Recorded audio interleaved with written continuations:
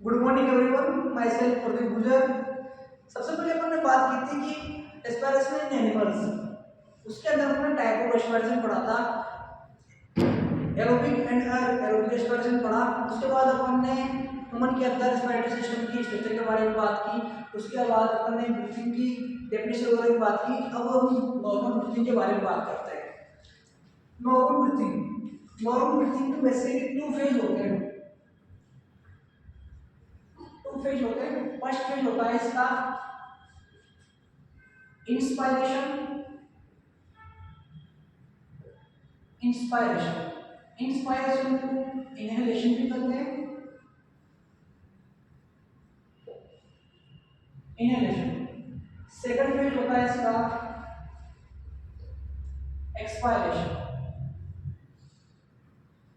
Expiration को हम exhalation भी कहते हैं।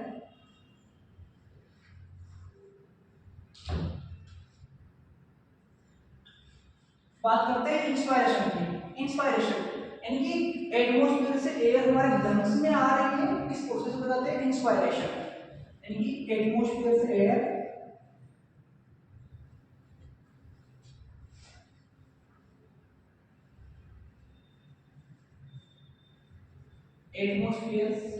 से air move to lungs. Atmosphere से एयर मूव करके कहाँ आपके लंग्स में, इस प्रोसेस को किस नाम से जानते हैं इंस्पायरेशन। एंड लंग्स से एयर मूव कर रही है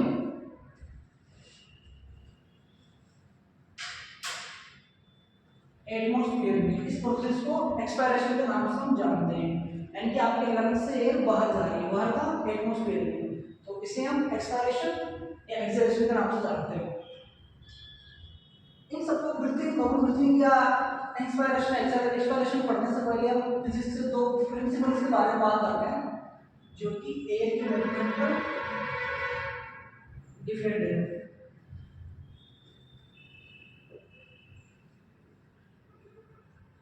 फर्स्ट प्रिंसिपल है कि एयर हमेशा हाई प्रेशर से लो प्रेशर साइड मूव करती है। Air move from high pressure to low pressure. Air move from high pressure to low pressure. Second principle है आपका कि pressure inversely proportional to volume. Pressure inversely proportional to volume. यहां पर P equal to pressure and V equal to volume. Inversely proportional का मतलब है कि अगर P यानी प्रेशर इंक्रीज होगा तो वॉल्यूम डिक्रीज हो जाएगा, और अगर वॉल्यूम इंक्रीज होगा तो प्रेशर आपका डिक्रीज हो जाएगा। इसके बाद इसके अंदर कौन कौन से स्ट्रक्चर इन्वॉल्व हुए के बारे में बात करते हैं। स्ट्रक्चर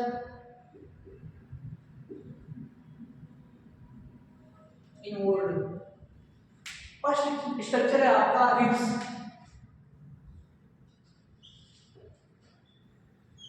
रिब्स क्या है? बोन्स है, और बोन अपने आप को मूव नहीं करेगी, इनको मूव करने के लिए क्या चाहिए? मसल्स।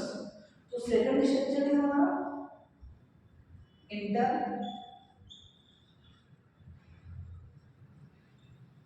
Coastal muscle. इंटर का मतलब बिटवीन, कोस्टा वर्ड हमेशा रिब्स के लिए आता है और मसल्स, यानी कि रिब्स के बीच में जो मसल्स होती हैं उन्हें हम इंटरकोस्टल मसल्स कहते हैं। थर्ड स्ट्रक्चर है हमारा डायाफ्राम।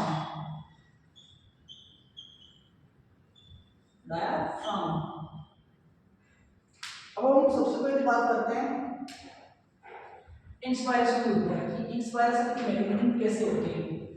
रिब्स, जब हम इंस्पायरेशन करते हैं तो एयर एटमॉस्फेयर से अंदर यानी बाहर से अंदर एयर लंग्स में आती है, तो लंग्स में आएगी तो रिब्स कैसे मूव करती है?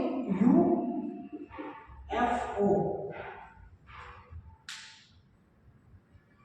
UFO, UFO का मतलब है कि यू का मतलब upward, upward,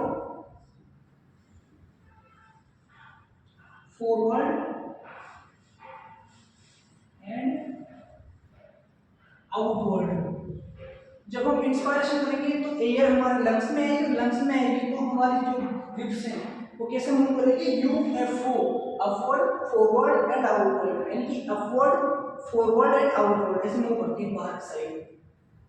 second structure intercostal muscles. जब हम रेस्पिरेशन करते हैं तो इंटरकोस्टल मसल्स क्या हो जाती है,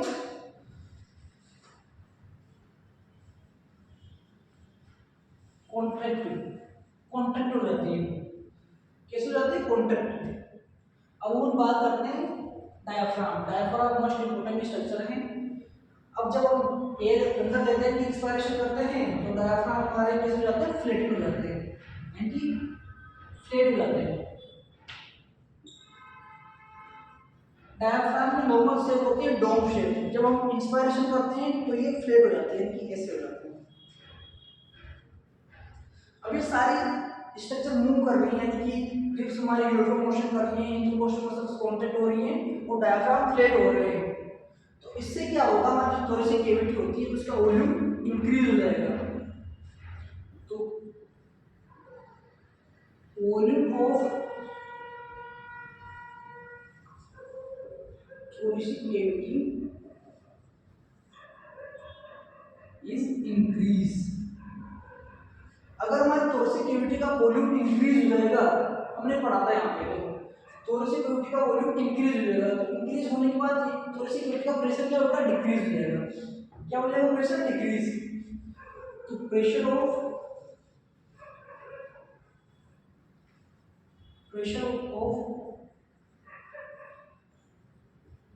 thoracic cavity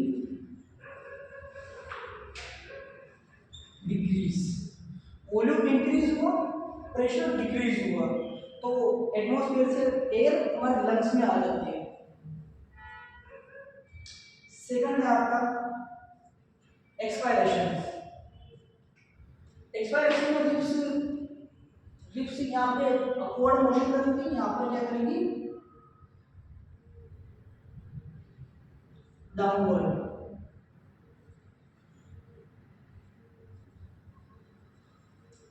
यहाँ पर फॉरवर्ड मोशन करेंगी, यहाँ पर बैकवर्ड। आउटवर्ड का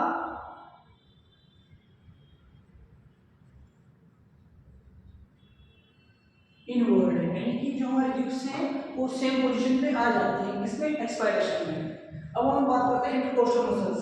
एक्सपायरेशन, इंस्पायरेशन में कॉन्ट्रैक्ट होगी और एक्सपायरेशन में क्या हो जाएगी, रिलैक्स हो जाएगी, रिलैक्स। डायफ्राम आपका फ्लैटिंग हुआ था, एक्सपायरेशन में क्या हो जाएगा, पहले फ्लैटिंग था अब डोम शेप हो जाएगा। डायफ्राम कैसा हो गया हमारा, डोम शेप, डोम शेप। अब ये सारे स्ट्रक्चर यानी कि रिब्स हमारी डाउनवर्ड होगी, बैकवर्ड, इनवर्ड और इंटरकोस्टल मसल रिलैक्स होगी और डायफ्राम हमारा डोम शेप हो गया। इनकी वजह से क्या होगा, जो थोरेसिक कैविटी का वॉल्यूम था वो डिक्रीज हो जाएगा, यानी कि वॉल्यूम ऑफ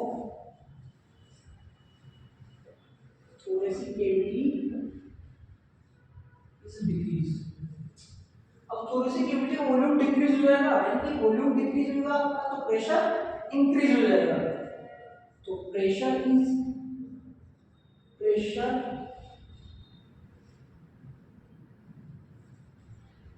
ऑफ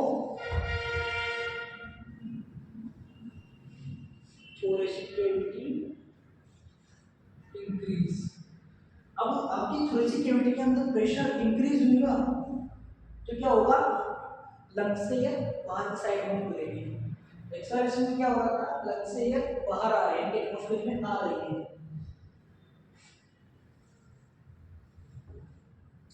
ठीक है, ओके, थैंक यू।